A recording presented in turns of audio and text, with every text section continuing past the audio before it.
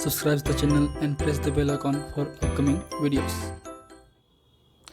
Hello friends, welcome to my channel Pharmacology Concepts by Rajesh Chaudhary, and in this video I will discuss about the basic structure, molecular structure of the skeletal muscles and their basic physiology. तो आज की video में हम बात करेंगे skeletal muscles के basic और molecular structure के बारे में, जो कि बहुत ही इंपॉर्टेंट हैं। बात करें हम लोग इस टॉपिक से या मस्कुलर स्केलेटल सिस्टम के टॉपिक से, तो बेसिकली आपके दो क्वेश्चन बहुत ही इंपॉर्टेंट होते हैं। एक होता है आपका skeletal muscles and their basic physiology and the muscles contraction, एक है आपका जॉइंट्स। तो आज की वीडियो बहुत ही इंपॉर्टेंट है। इस टॉपिक से आपके शॉर्ट क्वेश्चंस और लॉन्ग क्वेश्चंस भी बनते हैं। अगर केवल बात करें हम स्ट्रक्चर की, तो स्ट्रक्चर से 5 नंबर के क्वेश्चंस या शॉर्ट क्वेश्चंस आ सकते हैं। बात करें हम लोग लॉन्ग क्वेश्चन की ओर, तो उसमें आपके detail physiology of muscles contraction भी आता है, जो इस वीडियो के नेक्स्ट पार्ट में हम डिस्कस करेंगे। And if you want to watch my previous videos regarding the human anatomy physiology, you can check the description box below और by using this link. So now let's discuss about the topic.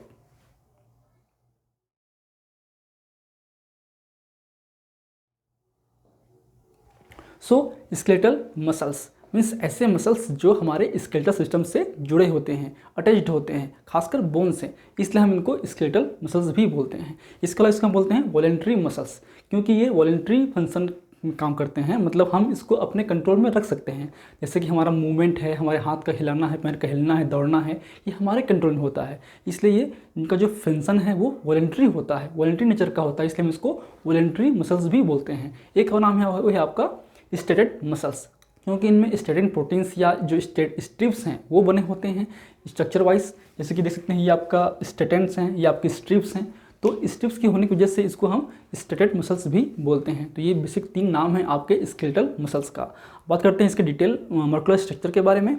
तो जैसे कि जानते हैं कि जो आपका skeletal muscles वो कहीं ना कहीं आपके स्केलेटन सिस्टम से या बोन से अटैच्ड होता है।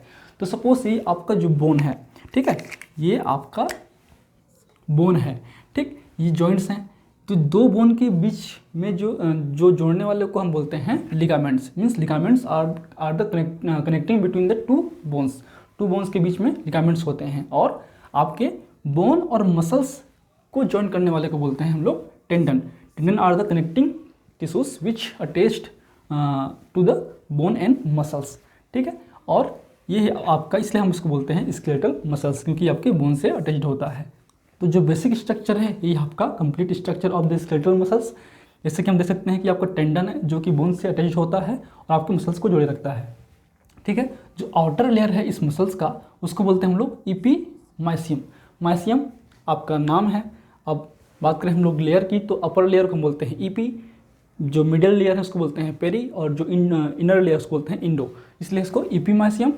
आपका जो मिडिल लेयर है उसको बोलते हैं पेरीमाइसियम, और जो आपका इनर लेयर है उसको बोलते हैं हम लोग इंडोमाइसियम। तो ये 3 लेयर में बना होता है आपका मसल्स, ठीक है। और इनमें होते हैं muscles fibres. Bundle of the muscles fibres को हम बोलते हैं फेसिकल्स, ठीक है। जैसे कि बात करें हम लोग हर एक मसल्स की बात करें, तो हर मसल से बहुत सारे जो हैं बंडल फाइबर्स होते हैं। जो बंडल है इस तरीके से अरेंज होता है, ये इस अरेंजमेंट को, इस पूरे जो बंडल है उसको बोलते हैं फेसिकल्स, ठीक है। ये हो गया। अब आते हैं हम लोग इंडिविजुअल। अब इसके जो हमारा जो अंदर का लेयर है, इसमें प्रेजेंस होते हैं आपके मसल्स फाइबर। तो ये होंगे आपके मसल्स फाइबर, और इस मसल्स फाइबर्स में बहुत सारे मायोफाइब्रिल्स होते हैं, जिसको हम बोलते हैं मायोफिलामेंट्स। ये जो मायोफिलामेंट्स हैं आपके एक्टिन और मायोसिन से बना होता है। अप्रोक्सीमेटली बात करें तो एक्टिन जो है अप्रोक्सीमेटली 3000 होते हैं, और मायोसिन जो हैं आपके 1500 होते हैं अप्रोक्सीमेटली एक मायोफाइब्रिल्स में, ठीक है। ये आप याद रखिए। तो ये हो गया बेसिक स्ट्रक्चर। तो अल्टीमेटली जो आपके मायोफाइब्रिल्स हैं, ये बहुत सारे मायोफाइब्रिल्स मिल के बनाते हैं आपके मसल्स फाइबर, जो कि मस्कुलर सेल्स हैं, स्केलेटल मसल्स का सेल्स हैं, ठीक है। और ये जो मसल्स फाइबर हैं वो आपके बनाते हैं एक तरीके से फेसिल्स, बंडल ऑफ द मसल्स, ठीक है, मसल्स फाइबर। और ये बहुत सारे जो फेसिल्स हैं वो मिलकर बनाते हैं आपके एक स्केलेटल मसल्स को, ठीक है। तो ये हो गया एक मॉलिक्यूलर स्ट्रक्चर हो गया। अब बात करते हैं हम लोग स्पेसिफिक सेल्स के बारे में, जो कि आपके मसल्स फाइबर सेल्स हैं, जिसके हम बोलते हैं myocytes. Myocytes means cells of the muscles, skeletal muscles, जिसको बोलते हैं मायोसाइट्स। तो ये मायोसाइट्स जो हैं आपके मल्टी न्यूक्लिएटेड होते हैं, बहुत सारे न्यूक्लियस इसमें प्रेजेंस होते हैं। इसमें बहुत सारे जो अदर जो आपके सेल ऑर्गेनल्स हैं वो भी प्रेजेंस होते हैं। जो आउटर लेयर है, जो आपका आउटर लेयर है वो होता है आपका sarcolemma. Sarcolemma is the cell membrane of the muscles fibre, ठीक है। और इन मसल्स फाइबर्स में जो हैं, इस आपके मसल्स सेल्स में जो हैं आपके मायोफाइब्रिल्स होते हैं, ठीक है। और ये जो मायोफाइब्रिल्स हैं वो मायोफिलामेंट से बने होते हैं, जो कि एक्टिन और मायोसिन होते हैं, ठीक है। अब ये जो आपका एरिया है इसको बोलते हैं सार्कोमियर। सार्कोमियर का जो साइज है अप्रोक्सीमेटली होता है 2 माइक्रोमीटर का। ये जो सार्कोमियर है एक तरीके से फंक्शनल यूनिट है आपके मसल्स फाइबर के, ठीक है। तो so which is the functional unit of the muscles fiber? So answer is the sarcomere. इससे क्वेश्चन आ सकते हैं। अभी जो दिखाई दे रहा है इसमें आपके light band, dark band, Z line, ये सब आपके होते हैं, जो कि हम आगे बात करेंगे इस पोर्शन पे, ठीक है। तो ये हो गया basic structure of the muscles fibre. अब आते हैं हम लोग इसके मायोफिलामेंट्स पे। अब ये जो मायोफाइब्रिल्स हैं वो कहीं ना कहीं मायोफिलामेंट से बने होते हैं। ये जो मायोफिलामेंट्स हैं उसमें 2 मेन फिलामेंट्स होते हैं जो कि कॉन्ट्रैक्टाइल फिलामेंट्स होते हैं। वो होते हैं आपके एक्टिन, एक होते हैं आपका मायोसिन, ठीक है। तो actin is the thin myofilament. जो एक्टिन का जो साइज है वो थीन होता है, अप्रोक्सीमेटली ये 50 एंगस्ट्रॉन का डायमीटर होता है। जो मायोसिन है वो थिक फिलामेंट है, ठीक है, थिक मायोफिलामेंट्स हैं जो कि आपके 150 एंगस्ट्रॉन का होता है इसका डायमीटर। बात करते हैं हम लोग इन दोनों की, तो ये दोनों क्या है आपके कॉन्ट्रैक्टाइल फिलामेंट्स, मीन्स ये मसल्स कॉन्ट्रैक्शन के लिए रिस्पॉन्सिबल है। So these are the proteins which responsible for the muscles contraction, therefore it is called myo contractile filaments, ठीक है। अब इसके अलावा इसमें बहुत सारे और प्रोटीन्स होते हैं जो कि हम आगे बात करेंगे। अब देख लेते हैं इसके बेसिक स्ट्रक्चर के बारे में। तो ये जो आपका ब्लू लाइन्स हैं ये आपके एक्टिन फिलामेंट्स हैं। ये जो एक्टिन फिलामेंट्स कहीं ना कहीं आपके जेड लाइन से अटैच्ड होते हैं। जो जेड लाइन है जिग-जैग मोशन पे, इस एरिया को बोलते हैं जेड लाइन, जो कि ये आपका जेड लाइन है। 2 जेड लाइन के बीच में बोलते हैं हम लोग सार्कोमियर। तो ये आपका जो पोर्शन है 2 जेड लाइन के बीच में वो सार्कोमियर है, ठीक है। और आपके ये क्या है, ये मायोसिन है, ये एक्टिन है। ये आपके स्टेबलाइजिंग प्रोटीन्स होते हैं जो कि आपके टिनिन हैं, जो कि इलास्टिक फाइबर्स हैं, इलास्टिक मायोफिलामेंट्स हैं जो भी थीन होते हैं, ठीक है। अब ये जो मायोसिन के जो बीच का एरिया है उसको बोलते हैं एम लाइन। और एम लाइन क्यों है?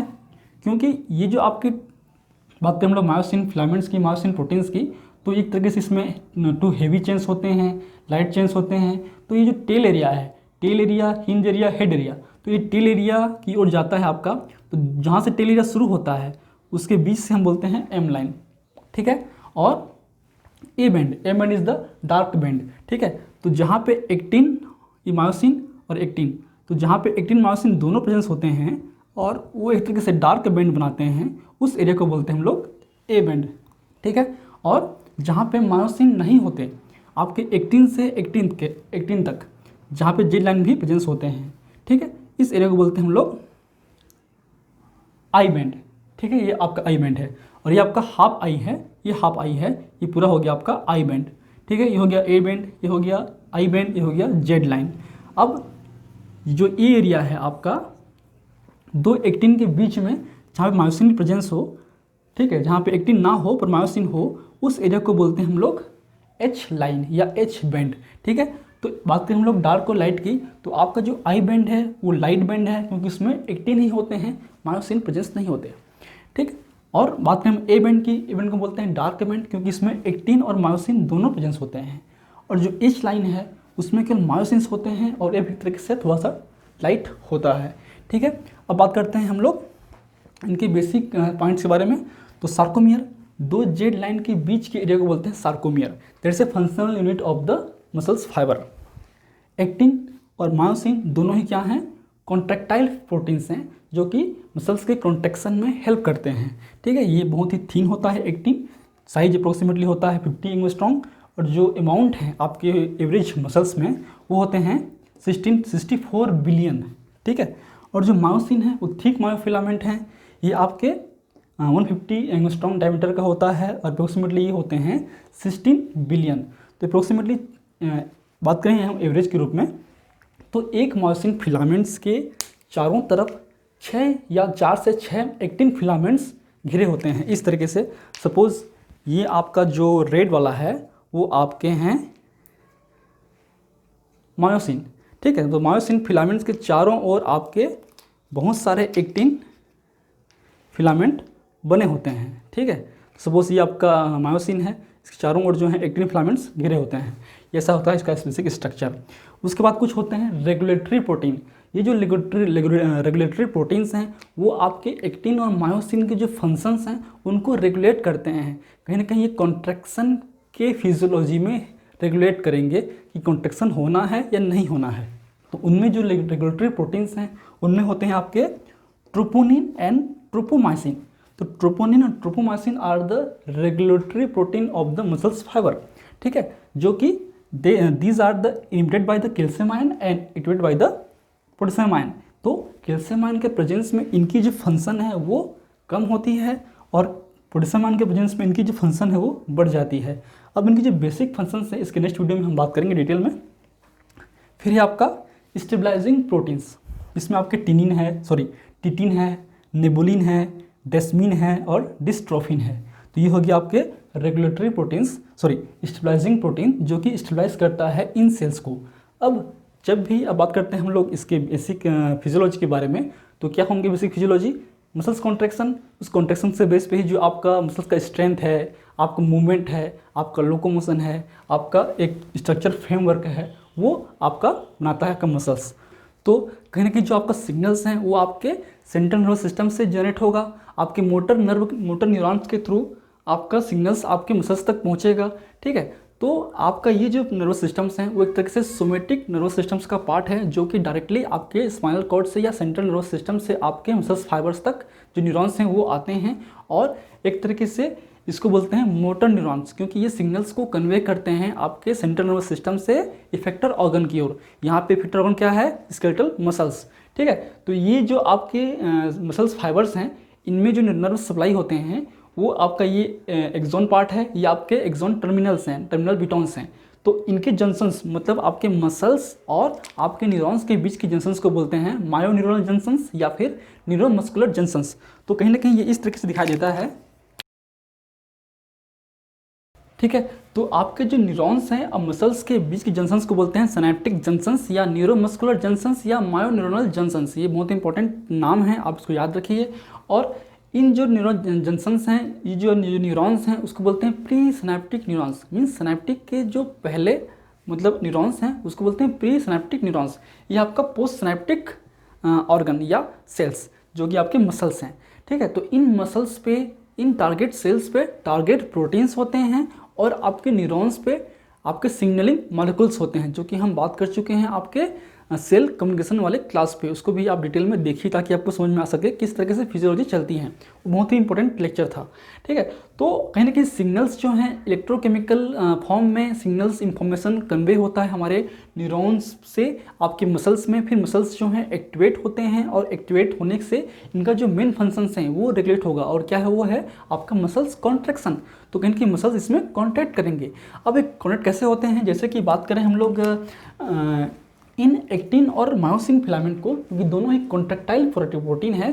तो एक तरीके से ये मान लो सपोज रिलैक्सिंग फॉर्म पे है, तो जब ये कॉन्ट्रैक्ट होते हैं तो ये इस तरह से स्लाइडिंग करते हैं और इस तरीके से आपका कॉन्ट्रैक्शन होगा मसल्स का, ठीक है। तो कहीं ना कहीं ये जो स्टेबलाइजिंग प्रोटीन्स हैं जो टिटिन है, निबोलिन है, वो मायोसिन्स को बांध के रखते हैं। और जब कॉन्ट्रैक्शन होता है तो मायोसिन मूव नहीं करता, केवल जो एक्टिन फिलामेंट्स हैं वो मूव करके स्लाइडिंग फंक्शंस करेंगे और कॉन्ट्रैक्ट करेंगे, ठीक है। तो मायोसिन वहीं पर रहता है, एक्टिन आपके आपस में स्लाइड करेंगे, ठीक है। तो जब भी कॉन्ट्रैक्शन होगा तो जैसे कि हमने कहा calcium is the inhibitory protein for the troponin and tropomyosin, तो इनका भी एक रोल है, हम बात करेंगे।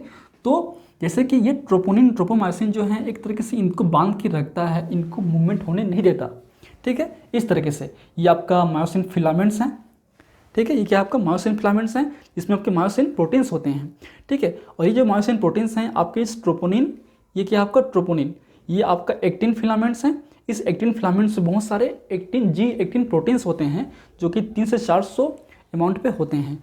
ये हो गया आपका एक्टिन, ठीक है। और इसमें आपके जो अराउंडिंग सेल्स में स्पाइरल फॉर्म में आपके ट्रोपोमायोसिन भी प्रेजेंस होते हैं जो कि अप्रोक्सीमेटली होता है 40 to 60 अमाउंट पे, नंबर पे।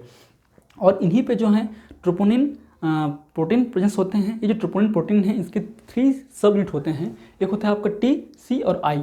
जो आई सब यूनिट है वो आपके एक्टिन प्रोटीन से बाइंड होता है, जो सी साइट है वो कैल्शियम से बाइंड होता है और जो टी है वो ट्रोपोमाइसिन से बाइंड होता है।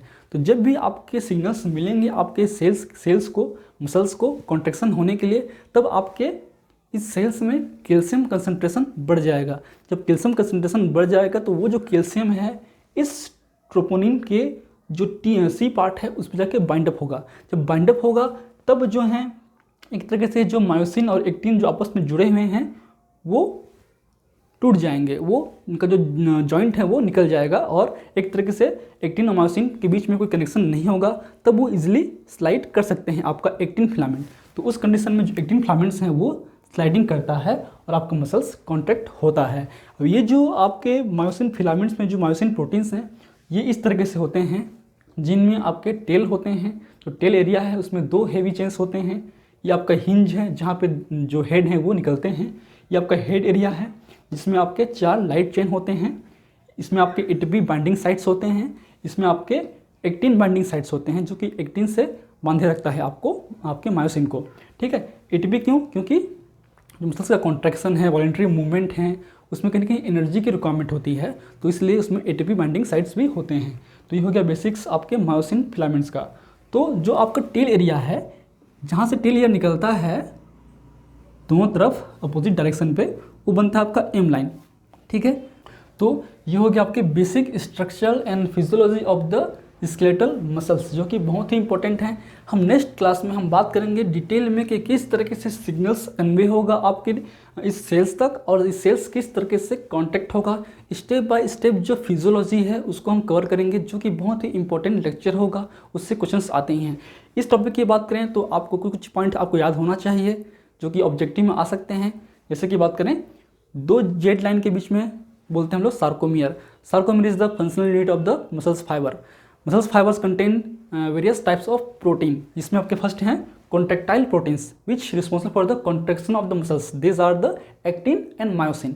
एक्टिन प्रोटीन और actin filaments are the thin, ठीक है, thin filament, and myosin are the thick filament. ठीक है, and they have also regulatory proteins which regulate the function of actin and myosin. These are the troponin and tropomyosin. These 2 proteins are activated by the potassium ion and inhibited by the calcium ion, and they have also some stabilizing protein which stabilize the filaments. These are the titin, nebolin, desmin and dystrophin. तो ये आपके कुछ basics structural और functional property हैं आपके skeletal muscles की। हमने इस जो नोट हैं, ये जो अब लेक्चर है उसको बहुत सारे बुक्स से बनाया गया है, तो आप इसको नोट करने के लिए स्क्रीनशॉट ले लीजिए। वीडियो पसंद करते हैं तो आप लाइक कीजिए। So if you like my videos please press the like button, share with your friend and any feedback please comment on the comment section that motivates me for the upcoming videos in last. Thank you, keep watching.